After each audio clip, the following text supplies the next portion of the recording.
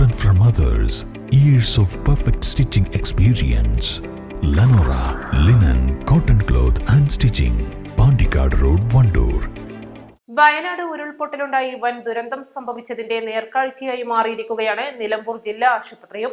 ഇന്നും ഇന്നലെയുമായി നിലമ്പൂർ ചുങ്കത്തറ പോത്തുകൽ മേഖലയിൽ ചാലിയാറിന്റെ വിവിധ ഭാഗങ്ങളിൽ നിന്ന് ലഭിച്ച നിരവധി മൃതദേഹങ്ങളാണ് നിലമ്പൂർ ജില്ലാ ആശുപത്രിയിൽ എത്തിച്ചത്.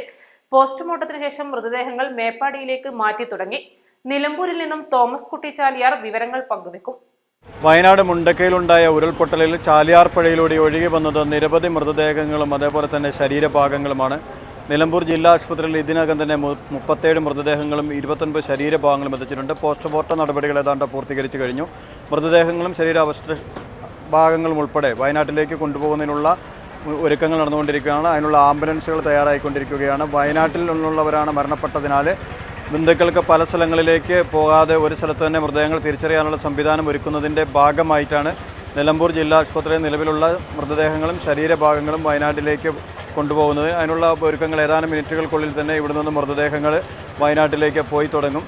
വലിയ ദുഃഖമുണ്ടാക്കുന്ന പ്രയാസമുണ്ടാക്കുന്ന കാഴ്ചകളാണ് നമ്മൾ കാണുന്നത്. ഇന്നലെ 32 മൃതദേഹങ്ങളാണ് ചാലിയാറിൻ്റെ പോത്തുകൽ ഭാഗത്തിലെ വിവിധ കടവുകളിൽ നിന്ന് കണ്ടെടുത്തെങ്കിൽ ഇന്ന് നേരം പുലർന്നപ്പോൾ 5 മൃതദേഹങ്ങൾ കൂടി ഇതിനകം കണ്ടെടുത്തു. കൂടാതെ മുണ്ടേരി ഫാമിന് അക്കരെ ചാലിയാറിൻ്റെ അക്കരെ 5-ലേറെ മൃതദേഹങ്ങളുണ്ട് എന്നുള്ള ഒരു റിപ്പോർട്ട് കൂടി വരുന്നുണ്ട്. എന്തായാലും സങ്കടകരമാണ്. ചാലിയാറിൻ്റെ തീരങ്ങളിൽ നിന്നും കൂടുതൽ മൃതദേഹങ്ങൾ കണ്ടെടുത്തുകൊണ്ടിരിക്കുന്ന ഒരു സാഹചര്യമാണുള്ളത്.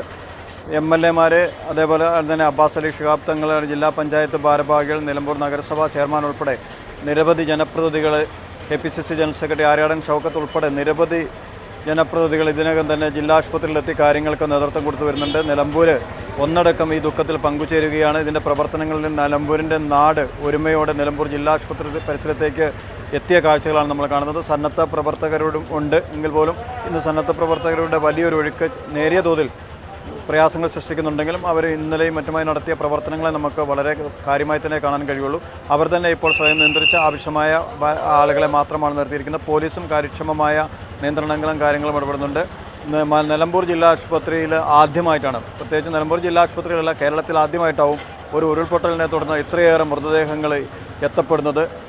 ഇതുവരെയും കാണാത്ത വലിയൊരു ദുരന്ത കാഴ്ച ആണ് ജനങ്ങൾ കണ്ടുകൊണ്ടിരിക്കുന്നത്. ഓരോ മിനിറ്റിലും മൃതദേഹങ്ങളുമായി കടന്നു വരുന്ന ആംബുലൻസുകൾ കാണപ്പെടുന്നു. വലിയ സങ്കടത്തിലാണ്, പ്രയാസത്തിലാണ് നമ്മുടെ വയനാടിനൊപ്പം നിലമ്പൂരും എന്നുള്ള യാഥാർത്ഥ്യം ഉൾക്കൊള്ളുകയാണ്. നിലമ്പൂരിൻ്റെ മലപ്പുറത്തിൻ്റെ ഒരു സ്നേഹം, ഒരു കാരുണ്യ പ്രവർത്തനം, ഒരു സന്നദ്ധ പ്രവർത്തനത്തിൻ്റെയൊക്കെ നേർക്കാഴ്ച നമുക്ക് നിലമ്പൂർ ജില്ലാ ആശുപത്രിയിൽ നിന്ന് കാണാൻ കഴിയും.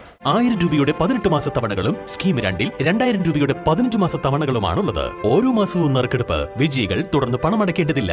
Anupama gold gallery, golden diamond, Edavanna, Thiruvali, Othayi.